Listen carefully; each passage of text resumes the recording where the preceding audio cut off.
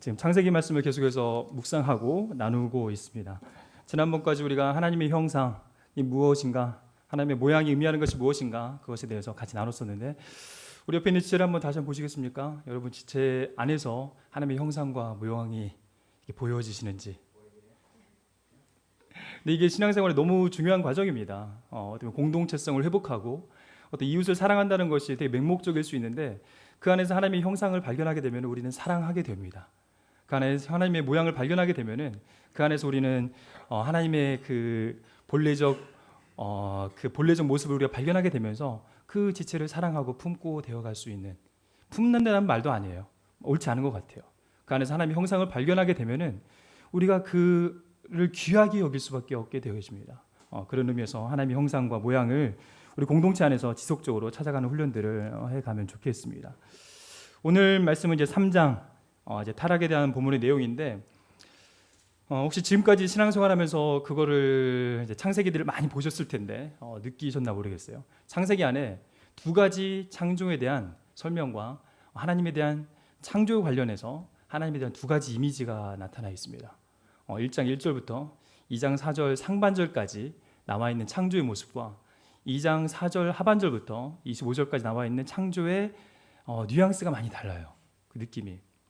1장 그 상반절에 나와 있는 것들은 이제 엘로힘, 하나님이라는 용어부터가 다릅니다. 1장 1절부터 2장 4절까지 나와 있는 하나님을 표현하는 용어는 엘로힘이라는 단어예요.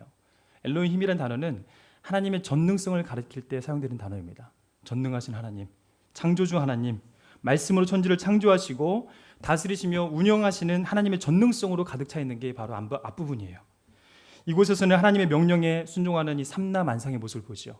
하나님께서 말씀으로 천지를 창조하시는 모습들을, 창조주 하나님은 명령으로 우주를 창조하신 왕으로서 경배받으시기 합당한 모습으로 우리 가운데 묘사가 되어집니다. 바로 또 그곳이 하나님의 나라이고 하나님의 나라가 시작되는 점인 것을 말씀하고 있죠. 근데 2장 4절 이제 하반절부터 25절까지 말씀에서는 하나님께서 우주 만물을 초월하는 이 하늘에 계시지 아니하시고 이 하늘이 아닌 인간을 진료로 구성하는 이 흙에 가까이 다가오시는 하나님. 하나님은 흙에 손을 묻히시기 시작해요. 손에 흙을 묻히기 시작하시고 흙이라는 진료를 통해서 자신을 닮은 하나님의 형상들을 빚어가지기 시작하시고 영적이고 인격적인 피조물인 사람을 만들어 가시죠. 이제는 더 이상 하나님은 초월적인 명령으로 강압적으로 군주적이고 제왕적인 입장에서 천지를 창조하고 다스리는 우주적인 또 왕의 자리에 머물러 계시지 아니하시고 친히 이 땅 가운데 내려오시고 이 땅 가운데 피조하신 그 피조물과 함께 동행하시며 그들과 인격적으로 어떻게 관계를 맺어 가시려고 하시는지, 또 겸손하셔서 인간의 순종에 당신의 나라를 또 맡기시죠. 인간이 순종하지 않으면 그 나라는 지켜지지 않는 형태로 하나님 나라를 우리 인간에게 의탁하십니다. 또 그것을 율법을 주시고 언약을 맺으시죠. 하라, 하지 말라의 명령으로. 그리고 자신을 그런 인간 관계 속에서 엮어두심으로 말미암아 지극히 겸손하게 낮아지심으로 이 땅 가운데 내려오신 하나님을 우리는 하반부에서 볼 수 있게 됩니다. 그러니까 하나님을 보면서 기계적인 하나님은 아니죠. 우리가 인격적으로 우리와 관계를 맺기 원하시는 하나님은 기계적으로 순종하는 만약 그런 본성 가운데, 우리 본성 가운데 하나님의 말씀에 무조건적으로 순종하게 만들어버리면은 하나님이 편하실 거예요. 말씀에 어긋나는 일이 절대 없을 거예요. 문제가 없을 겁니다. 근데 하나님 그런 관계 가운데서 진정한 관계는 아니죠. 우리가 뭐 사람 관계에서도 마찬가지잖아요. 상명, 하복의 이런 구조상에서는 우리가 인격적인 관계를 느낄 수가 없잖아요. 우리가 하나님과의 관계 가운데서도 하나님은 친히 낮아지심으로 우리 수준에까지 낮아지셔서 창세기 1장, 2장 가운데 특히 2장의 부분에서 자기를 계시하신 이 세상 가운데 자기 제한과 자기 포기의 형태로 하나님께서 우리에게 다가오신 것을 보게 됩니다. 근데 그 기조, 그 근저에 깔려있는 하나님의 마음은 바로 사랑이죠. 우리가 요한 복음에서도 말씀하고 계시고 요한 1, 2, 3서에도 특히 3서에도 말씀하고 계시는 것처럼 이 하나님은 사랑이시다는 고백이 이 창세기 안에서부터 사실은 엄청나게 묻어나 있습니다. 하나님께서 여러분을 얼마나 사랑하시는지, 얼마나 사랑하셔서 자기를 포기할지도 모른다는 이 위험성까지도 용인하시면서 우리에게 자유의지와 창조시부터 허락되어진 그 사랑의 범위를 우리가 가늠해 볼 수 있게 되죠. 진정한 사랑만이 바로 이 세상을 바꿀 수 있는 힘이기 때문에 하나님께서 먼저 그런 사랑을 보여주신 것 같습니다. 우리가 지금 살고 있는 세상도 마찬가지죠. 믿음이 없어서 문제이겠습니까? 우리 안에 소망이 없어서 문제이겠습니까? 사실 그 모든 것보다도 사랑이 없어서 문제이죠. 우리 안에 믿음이 있다고 많이들 얘기하잖아요. 우리 안에 천국에 대한 소망이 있다고 많이들 얘기하잖아요.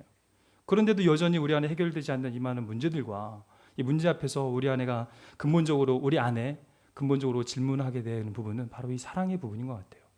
하나님께서 사랑의 하나님이신데 그러하도록 우리를 창조하셨는데 우리 안에 그 놀라운 사랑이 어떻게 실현되고 있는지, 또 그 놀라운 하나님의 온전한 사랑을 경험하고 있는지, 그 사랑이 온전히 붙들리고 있는지, 만약 그 사랑에 우리가 붙들리게 된다면 그 남들 위에 군림하는 형태가 아닌 남을 도리어 높여주고 인정해주고 자기는 도리어 낮아지는 그런 형태로 이 땅 가운데 살아가도록 우리는 초청을 받게 되겠죠. 잘 아시겠지만 이런 하나님의 이미지를 가장 완벽하게 실현하신 분이 바로 예수 그리스도시죠. 근본 하나님의 본체이시지만은 스스로 그 하나님 수준의 자율성을 포기하시고 하나님 수준의 신적 위치를 포기하시고 하나님 수준에서의 평가하고 판단하는 선악을 구분하실 수 있는 그런 능력을 스스로 내려놓으시고 하나님의 말씀에 100% 순종하셨죠. 자기의 판단 능력이 없어서가 아니라 자기 판단 능력을 스스로 포기하신 거죠. 하나님의 그 놀라운 뜻을 이 땅을 이뤄내시며 하나님의 그 사랑이 우리 가운데 온전히 이루어지기를 원하시는 그 통로로 살기 위해서 하나님 예수 그리스도께서 먼저 그러한 삶을 우리 가운데 살아가셨죠. 그런 의미에서 예수 그리스도를 우리가 지속적으로 묵상하는 것은 신앙생활에 정말 큰 유익이 됩니다.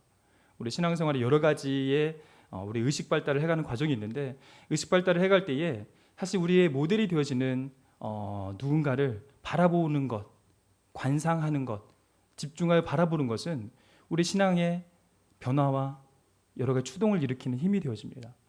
예수 그리스도를 우리가 지속적으로 바라보는 것, 예수 그리스도께서 누굴 만나셨으며 어디로 가셨으며 무슨 말씀을 하셨으며 누구와 어떻게 동행하셨는지 예수 그리스도의 그 정신과 그 마음을 우리가 묵상하게 되면은 우리 안에 그 삶을 살아가고자 하는 추동이 일어나게 되죠. 그런 의미에서 이 땅 가운데서 하나님의 형상을 따라 지음받은 우리가 추구해야 될 것은 바로 예수 그리스도를 묵상하는 삶일 것입니다. 우리가 이 땅에 살아갈 때 창세기의 말씀처럼 이제 생육하고 번성하라. 또 2장 15절의 말씀으로는 경작하고 그 나라를 지켜내라. 아바드란 말씀과 샤마르란 단어인데 이거 너무나 중요한 단어인데 새벽 설교 때는 여러 번 설교를 드렸는데 지금 다 드리기는 좀 어려워서 이 하나님 나라를 생육하고 번성하는 거에 구체적인 행동으로 지키고 그 다음에 경작하는 과정으로 우리에게 노동과 그 다음에 이 노동뿐만 아니라 이 지키는 행위는 이제 서비스 예배와도 관련되어져 있는데 예배자로서 우리를 부르셨는데 그러한 것들을 지켜내기 위해서는 사실 아담이 잊지 말아야 될 것이 있었습니다. 그것은 창조주 하나님을 인정하는 것이죠. 인정하지 않으면 우선 그 말을 지킬 수가 없어요. 하나님이 창조주시다는 것, 또 그분이 왕이시다는 것, 인정하지 않으면 그분의 말을 들을 필요가 없는 것이죠. 또 그분의 명령을 지키는 것, 이것이 그래야 가능한 것입니다. 여기서는 이 하지 말라는 금지 명령의 형태로 아담으로 하여금 하나님을 인지하며 살아가도록 하나님께서 동산 중앙에 이 선악을 알게 하는 나무를 세우셨죠. 선악을 알게 하는 그 나무를 따먹지 말라는 그 금지의 명령을 통하여서 아담은 하나님의 지극히 선한 뜻을 매일매일 동산 중앙에 있는 그 선악과를 보면서 매일매일의 일상 가운데서 그 나무를 볼 수밖에 없게 되었을 거예요. 동산 중앙에 있기 때문에, 그 삶의 현장의 한 가운데 있었기 때문에 그 동산 중앙에 있는 나무 실과를 볼 때마다 아담은 인식했겠죠. 하나님께서 따먹지 말라고 했던 그 명령을, 하나님께서 이 명령을 주신 것은 우리를 단순히 통제하고 그다음 맹목적으로 순종하도록 이끌기 위해서 이걸 세우신 것이 아니에요. 사실은 아담의 삶의 일상이 계속되는 이 에덴 동산의 한복판에 생명나무와 선악을 알게 하는 나무가 항상 서 있었던 것은 아담이 동산 중앙에 있는 선악과를 바라보면서 자신의 욕망을 억제하고 한계를 스스로 지우는 훈련들을 매일매일 해가도록 이끄신 하나님의 부르심입니다. 매일매일의 삶 가운데서 매일의 삶에서 하나님을 신뢰하고 믿고 하나님의 계명을 따라가는 이 연습을 통해서 하나님의 형상이 그 안에서 온전케 되어지는 거거든요. 우리 삶도 하나님의 형상을 회복해가는 과정이기도 하지만은 사실은 하나님의 형상이 되어져 가는 과정 중에 있습니다. 하나님의 형상을 우리가 어떻게 온전하게 회복해가고 되어져 갈 것인가, 그거는 그 동산 중앙의 매일의 삶 가운데서 우리에게 말씀하여 주신 이 말씀과 그 율법의 말씀 우리가 기억해내고 그 앞에서 말씀대로 살아가려는 자발적 헌신과 순종으로 말미암아 우리 삶 가운데 제재되고 억제되고 스스로 한계를 짓는 이런 과정을 통하여서 하나님의 하나님 되심과 나의 피조물됨을 계속적으로 강화해가는 형태로 우리가 하나님 형상을 회복해갈 수가 있습니다. 아담은 선악을 알게 하는 나무의 계명을 부단히 준행해 갔을 겁니다.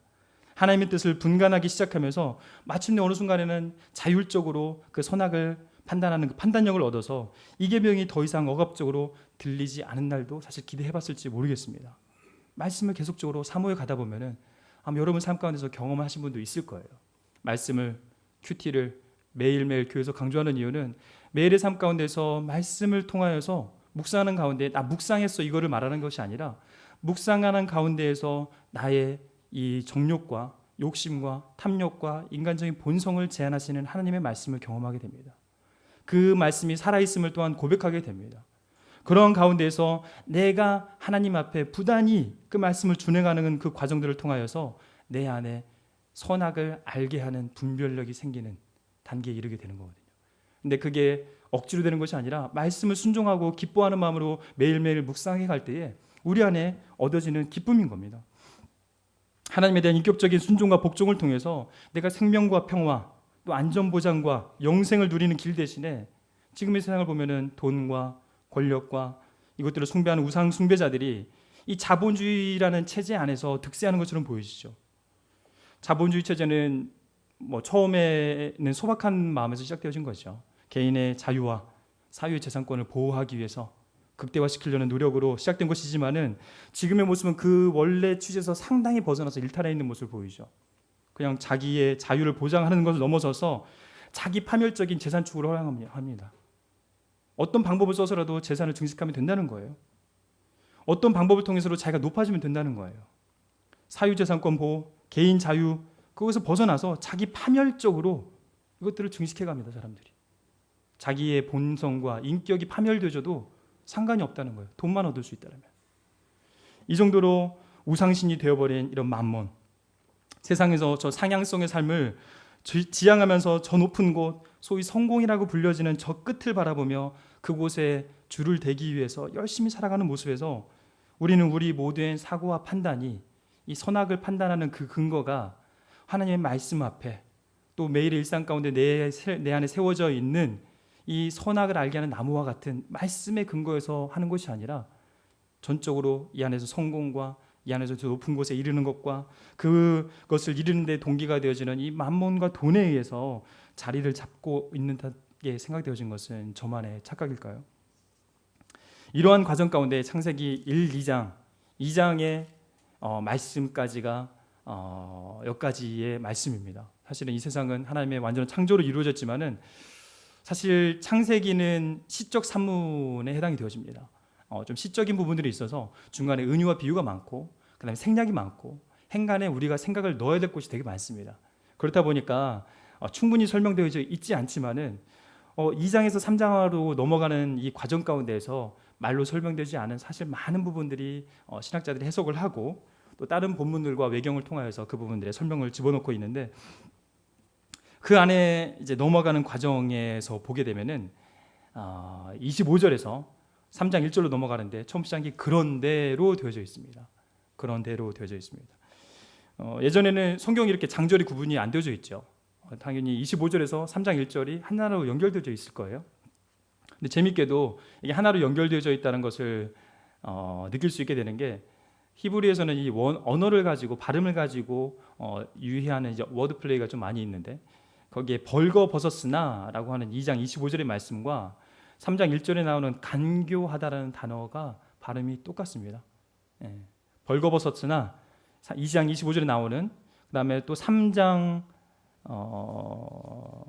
10절에 보면은 내가 벗었음으로 두려워하여 11절에 벗었음 이 단어들이 같은 단어인데 원래는 아롬이란 단어인데 거기서 파생이 되어져서 발음상 아룸이란 단어 발음이 되어집니다. 나의 벌거벗음, 우리의 벌거벗음이라고 해서. 근데 그 아룸이란 단어가 3장 1절에 나오는 간교하다는 단어하고도 같은 발음입니다. 발음상 똑같은 거죠. 의미는 다르지만. 그래서 연결되어져 의도적으로 연결한 것들을 좀 살펴볼 수 있게 되는데, 여기 보면은 2장 25절에 보면은 서로 벗었음에도, 이 아름한 상태임에도 불구하고 전혀 부끄럽지 않고 서로 용납하고 이해하는 남녀의 모습, 완전한 공동체, 하나님의 나라를 볼 수 있죠. 근데 그 하나님의 나라 안에 3장 1절에 아름한 이 뱀이 그 사이 안에 끼어든 것들을 보게 됩니다. 하나님의 좀 불완전성을 허용하고 인간의 순종에 의하여서 완성되어져가는 이 전능성이, 인간의 순종에 기반되어지는 이 전능성을 허락하신 이 장의 하나님의 나라가 안에 좀 불길한 예감이 드는다는 표현인 거죠. 뭔가 일이 소지겠네, 뭔가 사건이 나겠네. 이 사이에서 이제 뱀은 대화할 때 뱀의 대화하는 방식을 보게 되면은 철저히 하나님 중심으로 대화하고 하나님과 대화하며 하나님 말씀에 민감하였던 아담과 하와. 그럼 3장 1절에 보면 하나님은 찾기가 어렵습니다. 하나님을 통해서 말하지 않고 뱀은 대화할 때 하나님을 대화해서 철저히 배제하고 있는 것을 보죠. 하나님에게 대화하지 못하도록 자꾸 말을 걸고 있습니다. 하나님께 집중하지 못하도록 자꾸 방해하고 있는 뱀의 방식이죠. 하나님에 집중하지 못하도록, 말씀에 집중하지 못하도록 계속 말을 돌려가면서 생각해 만들고 이 이성을 쓰게 만들지만은 이 이성이 하나님을 생각하는 방식이 아닌 뱀이 짜놓은 판에 맞는 이성의 방식으로 생각하도록 계속 유혹하고 있는 걸 보게 됩니다. 은밀하게 우리의 본성적 욕구에 말을 걸고 있죠. 즉 하나님을 통해서 말하지 않고 하나님을 통해서 듣지 않게 하고 있는 것이죠. 즉 내 이성적 판단과 내 옳고 그름을 판단하는 능력으로 듣고 말하도록 유도하고 있습니다. 그래서 전국적으로 그렇게 되잖아요. 하나님께서는 반드시 죽으리라 라고 말씀하고 있지만은 그 몇 번의 몇 절의 몇 번의 대화 끝에 하와는 결코 죽지 아니하리라는 하나님의 말씀에 정반대되는 뱀의 말에 이미 넘어가 버렸어요. 이미 하와 안에 뭔가 자리 잡고 있는 욕망에 근거한 이성적 판단에 의해서 뱀이 유도하니까 그대로 생각을 따라가고 있는 하와의 모습을 보게 되죠. 하나님과 대화하는 것이 아니라 바로 하나님에 대해서 대화하고 있었기 때문인 것입니다. 우리가 하나님과 이야기하는 것이 아니라 하나님에 관하여서 이야기하는 순간 우리는 나의 이성과 판단으로 하나님을 재단하기 시작하죠. 하나님을 평가하죠. 우리가 뭐라고. 하나님을 내 대화의 주제로 보시는 것이 아니라, 하나님을 내 대화의 주체로 보시는 것이 아니라 하나님을 내 대화의 주제로 만들어버리죠. 이야기거리 정도로 만들어버리는, 하나님을 주체화해서 분석하고 판단하고 평가하기 시작하게 됩니다. 하나님은 우리의 들음과 판단의 기준이시지 우리가 평가하고 판단하는 대상이 아니시죠. 하나님은 내 대화의 주체가 되어주셔야지 나의 주제가 되어주시는 분이 아니시죠. 그러나 이성이라는 말 하에 또 내 안에 쌓여져가는 성경적인 지식으로 말미암아 하나님에 대해서 우리가 주체화해서 하나님과 대화하기보다는 하나님에 대해서 대화할 때가 많아요. 근데 사단이 우리를 넘어뜨리는 방식 중에 하나입니다. 교회 안에서 가장 교묘하게 우리가 넘어지는 방식입니다. 하나님에 대해서 성경 공부하기 때문에 우리가 하나님에 대해서 잘 아는 것 같지만은 하나님이 아는 지식이 많아진 거지 하나님에 대해서 아는 것은 아니에요. 하나님에 대한 아는 지식이 많아지면은 사실은 우리가 그 지식을 감당할 수 없게 되면은 그건 우리에게 저주입니다. 지금 하와가 그렇게 당하고 있잖아요. 하나님에 대해서 아는 지식들이 늘어난 것 같지만은 결국은 그 지식이 잘못된 지식인데도 또 자기 탐욕과 정욕에 근거해서 같이 공명되어진 나에게 맞는, 내가 원하는 방식의 답을 주는 지식임에도 불구하고 그것들을 나의 것으로 생각하며 지금 받아들이고 있게 되잖아요. 하나님 없이 대화하다 보면 나의 가지고 있는 생각이 구조화되면서 점점 강화되어집니다. 내 생각이 점점 강화되어져요. 이 틀을 잡아가요. 2절에서 6절까지 대화 사이의 대화에서 하와의 이 보고 듣고 느끼는 감각의 변화가 느껴지십니까? 이 하와가 먹음직도 하고 보암직도 하고 지혜롭다고 말하는 데까지 불과 4-5절밖에, 대화상으로는 2-3번밖에 오가지도 않았죠. 근데 그의 생각하는 오감을 느끼는 감각이 다 변해버렸어요. 아마 에덴 동산 중앙에 있는 그 선악과를 볼 때마다 그렇게 탐스러워 보이지 않았을지도 몰라요. 처음에는 이것을 먹게 되면 네가 정령 죽으리라 말씀하신 그 말씀을 기억했을 때 저 말씀을 볼 때마다 내가 조심해야지. 저 말씀을 볼 때마다 뭐 독버섯처럼 보였을지도 모르겠어요. 근데 독버섯이 얼마나 아름답습니까? 그것을 모르고 먹는 순간은 그게 우리 죽음에 이르게 되는 것이죠. 근데 그 선악과가 어느 순간부터 보암직도 하고 먹음직도 하고 지혜롭게 할 만큼 탐스러워 보이기 시작하는 이 감각의 변화가 일어나는 것이죠. 나의 욕구에 맞는 말을 살짝만 해줘도 우리의 생각은 그 논리에 금세 공명하면서 공감하게 되고 나의 생각을 금세 고착화시켜버리는 우리 안에 습성이 있는 것 같습니다. 사실 하와가 선악과를 따먹는 것은 내가 선악과를 먹기 싫은데 그가 논리적으로 잘 깔아놔서 내가 설득되었다고 말할 수도 있겠지만은 사실 엄밀히 말하면은 우리가 미혹에 넘어가는 이유는 논리가 논리 정연해서가 아니라 우리의 욕망이 그것을 붙잡은 것이지 않습니까? 한번 정직히 한번 살펴보십시오. 여러분의 마음을. 여러분이 죄악 가운데 말씀에서 분명히 아니라고 말하지만은 여러분이 그 말씀을 나의 논리에 합당하게 끌어와서 내가 시험에 걸고 넘어지게 되는 시점을 보게 되면은 여러분이 그 논리를 여러분의 욕망이 취한 것이지 않았습니까? 나의 욕망이 상대방의 논리를 붙잡은 것이죠. 내가 하고 싶었던 것을 상대의 논리에서 근거를 찾아서 하고야만은 그 욕망이 내 안에 있었던 것이죠. 그런 욕망이 있었는데 그런 욕망이 그 논리를 붙들어서 내가 그렇게 하게 된 것이지 않은지 한번 살펴볼 필요가 있겠습니다. 이 창세기 2장 16절에서 하나님께서 하지 말라라고 말씀하신 이 금지 명령, 이 하나님의 말씀을 붙든 바 되어서 그 말씀대로 살아가야만, 또 말씀 앞에서 서야만 하는 것입니다.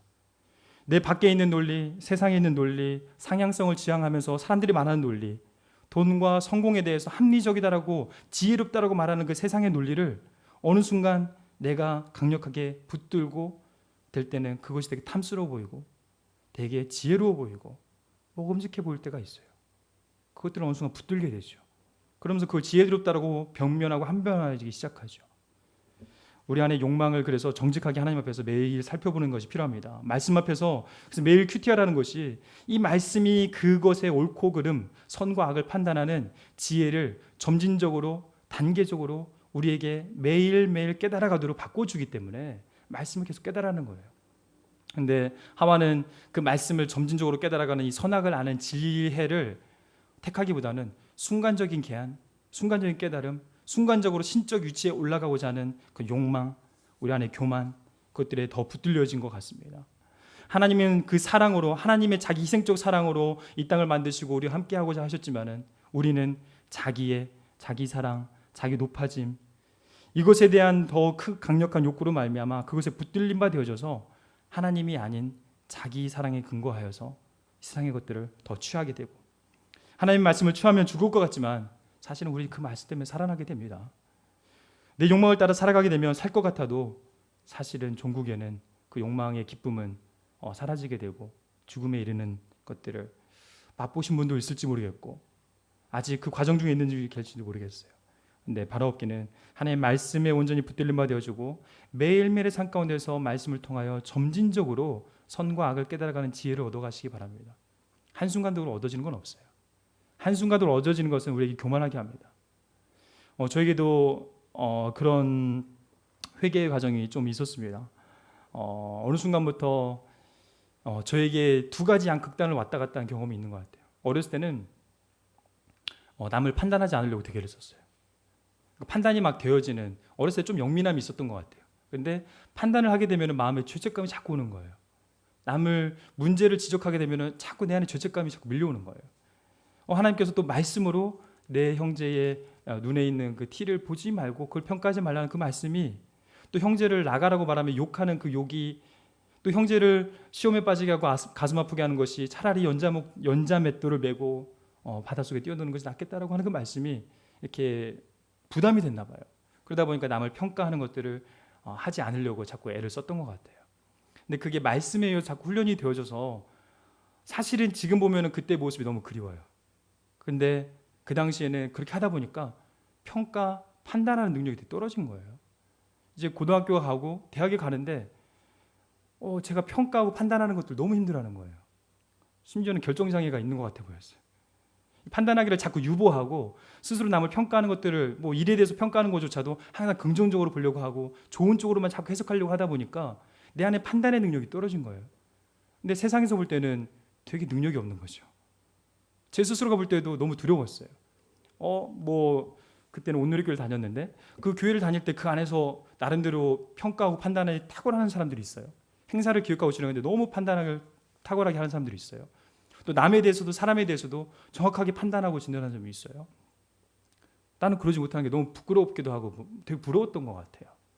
그러다 보니까 어느 순간에 제 안에서 처음에 그 말씀에 의해서 판단하기 유보했던 내 습성을 버려버리고 억지로 판단하려고 대를 많이 썼던 것 같아요. 계속 판단하는 훈련들을 해가고 그러다 보니까 그 습성이 지금까지도 계속되는 것 같아요. 지금도 남을 평가하는 마음이 저는 되게 많습니다. 심지어는 우리 같이 공동체 안에서도 제가 남을 평가하는 것이 되게 빨라요. 남에 대해서 평가하고 비난하는 말들, 비난까지 가는데도 되게 빨라요. 지금은 제가 바꾸고 싶은데 이 습성이 너무 오래들어서인지 또 훈련을 하고 있어요. 저도 남을 평가하고 입에 재갈을 물리고 말을 조심하려고. 근데 이 평가하는 말들, 이 선악을 판단하는 이 지혜가 이 말씀에 의해서 철저히 순간 단계적으로 내 안에 쌓여졌을 때에는 그것들이 참 유보가 되어졌는데, 지금은 말씀이 아니라 세상의 기준으로 세상 사람과 비교해서 내 스스로가 평가의 능력을 가지려고 하다 보니까 이 평가의 능력은 하나님 앞에 세워진 점진적인 하나님 수준의 신적인 위치에서의 공평과 정의와 평화를 위한 평가가 아니라 내 안에서 남을 공격하고 정죄하고 판단하는 도구가 되어져 있는 것들을 보게 되었습니다. 그래서 참 이번 주에도 하나님께 또 회개했어요. 그래서 좀 판단하기를 유보하고 또 특히 하나님의 말씀을 맡은 자로서 입술에 좀 거룩을 유지해야 되는데 자꾸 말을 하게 되어져서 이 말을 지양해야겠다, 그런 훈련들을 좀 하고 싶습니다. 저도. 근데 시편 말씀을 통해서도 그렇고 잠언 말씀을 통해서도 그렇고 이것이 진리인 것 같습니다. 저도 양쪽 극단을 경험해 보니까 이것이 정말 진리이구나라는 것이 확신이 들어요. 시편 119편, 여러분이 너무나 잘 아는 시편이죠. 이 알파벳, 이제 히브리어에는 알파벳가 22개가 있는데 알파벳의 첫 글자 알렘, 이 첫 글자인데 첫 글자로 시작되는 식기를 8구절을 썼어요. 8절씩 22개니까 176절이 이제 시편 119편인데 그 176개의 구절 중에 단 2개의 구절만 빼고 모든 구절에 하나님의 법도라는 단어가 다 들어갑니다. 법도, 계명, 율례, 윤리, 도, 뜻, 하나님의 말씀을 의미하는 단어들이 모든 구절에 들어가 있어요. 그 과정 가운데 최종에 보여지는 모습은 무엇인가? 이 점진적으로 습득되어지는 계명을 순종하는 삶으로 말미암아 우리 가운데 점진적으로 습득되어지는 이 과정을 통하여서 시편의 말씀은 우리가 하나님의 선하신 뜻을 발견할 수 있게 된다. 우리 일상의 삶 가운데서 선악과가 심겨져 있는 일상의 중심인 나의 삶의 영역에서도 하나님의 선하신 뜻이 무엇인지 우리가 발견할 수 있게 된다라고 말씀을 하고 계십니다. 여러분, 바라옵기는 이 말씀은 우리 가운데 추상적인 것이 아닙니다. 진짜 말씀대로 한번 살아보십시오. 말씀이 여러분 가운데 진짜 살아있는 것이 되어지고 말씀이 여러분 가운데 실제가 되어지기 때문에 매일의 삶 가운데서 나의 삶의 중심에, 생활의 중심에 하나님께서 선악과와 같이 새내어 놓으신 나의 말씀을 항상 묵상하시고 읊조르시고 큐티하고 그 말씀대로 살아가려고 훈련하시면서 구체적인 생활의 현장에서 하나님에 대한 순종이 선악을 분별하는 능력을 우리 가운데 주실 것입니다. 일상생활에서 선악을 점진적으로 알아가는 우리가 되기를 간절히 바랍니다. 근데 뱀은 그거 아니라는 거죠. 이게 구차하게 점진적으로 선악 판단하는 능력 갖지 말고 직관적으로, 순간적으로 그 판단 능력을 가져와라 하면서 지금 하와를 유혹하고 있는 것이죠. 실제로 아담과 하와는 뱀의 말대로 선악을 알게 하는 나무의 열매를 따먹게 되죠. 그리고 뱀이 말한 것처럼 진짜 눈이 밝아졌어요. 뱀이 거짓말한 건 아니죠. 진짜 눈이 밝아졌으니까. 근데 눈이 밝아져서 전에 보이지 않았던 것들이 이제 보이기 시작하죠. 그러나 이러한 계한은 야훼 하나님의 계명에 순종하는 가운데에서 열어지는 영적인 계한이 아니었습니다. 자기의 욕심과 자기의 성취와 만족을 위해서 따먹은 그 열매의 결과로 얻어진 내 눈의 열어짐은 수치와 부끄러움을 보게 하였죠. 내 안에 하나님께서 다스리실 그 영역 가운데 내가 나의 선택으로 인해서 내가 선악을 판단하는 그 지위, 그 위치를 얻게 된 것이지 선악을 판단하는 능력을 얻게 된 것은 아닙니다. 하나님 수준의 정말 공평과 정의의 기준하에서 세워진 하나님의 그 선하심에 근거한 선악을 판단하는 기준을 얻게 된 것이 아니라 그냥 내가 판단할 수 있는 위치를 가지게 된 거예요. 기존의 하나님의 말씀이 나의 판단의 기준이 되어서 선악을 판단하는 삶을 살았지만은 이제는 스스로가 하나님의 자리에 올라서 선악을 판단하는 신적 지위에 그를 올라가서 탈취한 것뿐이죠. 내 마음의 중심에 하나님의 자리였던 자리에 하나님이 아닌 자신이 자리하게 되어서 스스로 선과 악을 판단하는 자리를 차지한 것뿐입니다. 그것으로 인해서 얻어진 결과는 자신들의 벗음을 보고 부끄러워서 가리죠. 또 야훼의 음성을 듣고 야훼의 낯을 피해서 동산 나무 사이에 숨어버리죠. 우리 나와 있는 말씀처럼 8절 말씀에 9절 말씀에 그렇게 나오죠.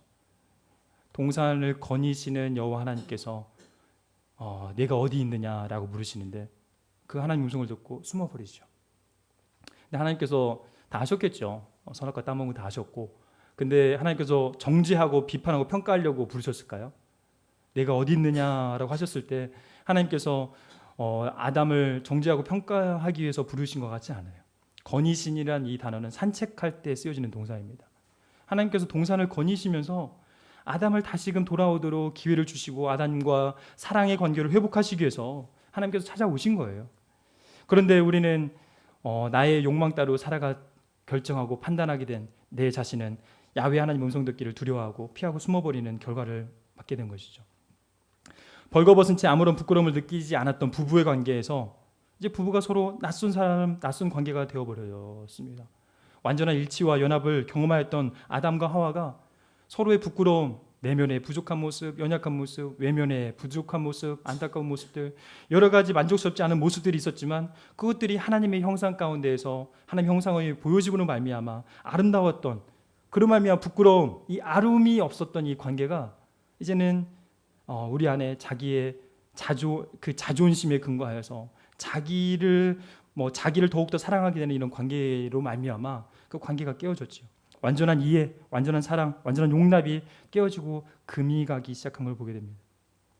둘은 동시에 하나님의 음성을 듣고 두려워하여 피할 정도로 하나님과 관계에서도 낯선 관계가 되어버렸습니다. 동산에 함께 거닐며 함께 찬양하고 예배하는 삶을 살았던 그들의 삶이 이제는 하나님의 음성을 듣는 게 부담스러우니까 자꾸 성경을 덮고 말씀을 덮고 하나님 없이 살아가려고 숨어버리고, 아예 하나님 없이 무언가에 말하지 못하고 또 나의 연약함도 하나님께 오픈하지 못하고 부끄러운 모습을 보이는 것이 부담스러운 관계가 되어져서 숨어버리는 그런 우리의 모습을 보게 되죠. 이렇듯 하나님의 자리를 탐하고 스스로가 독자적으로 자기가 판단하려는 선과 악을 분별하고 판단하는 정죄하는 자리에 올라가게 되면은 사실 이런 관계들이 깨어집니다. 남을 평가하는 말, 남을 판단하는 말, 내가 상대방을 다 아는 것처럼 평가해버리면은 사실은 그 관계의 말이 옳더라도 관계는 깨어져 버리게 되죠. 이성적으로는 이해가 되어지더라도 사랑이 근본이 되어지지 않은 평가와 선악에 대한 판단은 그 관계들을 깨어버리게 되죠. 그런 의미에서 이 땅의 교회들, 또 우리 교회도, 우리 교회 안에 여러 소그룹들이 이런 것들을 좀 회복해 갈 수 있으면 좋겠다라는 꿈을 꿔봅니다. 우리 교제 안에서 우리 안에 연약함들을 오픈하고 나눌 수 있는 그런 공동체, 우리 안에 아픔과 부끄러움조차도 이렇게 오픈할 수 있는 공동체, 사실은 그 공동체가 하나님이 원하시는 공동체의 모습이죠. 그러나 이 자기가 먼저 죽어지는 게 필요합니다. 예수 그리스도와 함께 예수 그리스도처럼 십자가 앞에 나의 정욕과 탐심을 못 박는 과정이 없이는 남을 정죄하고 판단하는 듯한 느낌의 공동체가 되어지고, 나를 있는 모습 그대로 수용해주는 공동체가 아니라 나를 정죄하는 듯한 판단받고 평가받는 느낌의 공동체가 되어지기 때문에 그 안에서 어떻게 나눌 수가 있겠습니까? 나누고 싶더라도 나눌 수 있어야 나누죠. 그런 의미에서 우리가 이런 하나님 앞에서 매일매일의 삶 가운데 말씀 앞에서 우리를 조명하며 다시금 하나님의 선과 악을 점진적으로 알아가는, 그런 가운데서 교만하지 아니하고 겸손하게 알아가는 우리의 매일매일의 삶이 될 수 있도록, 그런 가운데서 우리 자리를 알고 피조물의 자리를 알고 진토의 자리를 알아가는 우리의 삶이 될 수 있기를 간절히 바랍니다. 그런 마음에서 이제 말씀을 마무리하려고 합니다. 여기에 보면은 아까 워드플레이에 대해서 말씀드렸는데, 이 간교하다는 단어는 사실은 한글로 번역이 되어진 거고, 원래 이 간교하다라는 이 아름의 단어는 가치 중립적인 단어예요. 원래는 지혜롭다예요. 지혜롭다. 그리고 이런 간사하다 이런 의미가 아닙니다. 근데 이 지혜를 어떻게 사용하냐에 따라서 이거는 간교해질 수도 있는 거고, 남을 죽이는 지혜가 될 수도 있는 거고, 이 지혜를 어떻게 사용하냐에 따라서 이 지혜는 남을 살릴 수 있는 지혜가 될 수도 있는 것이죠.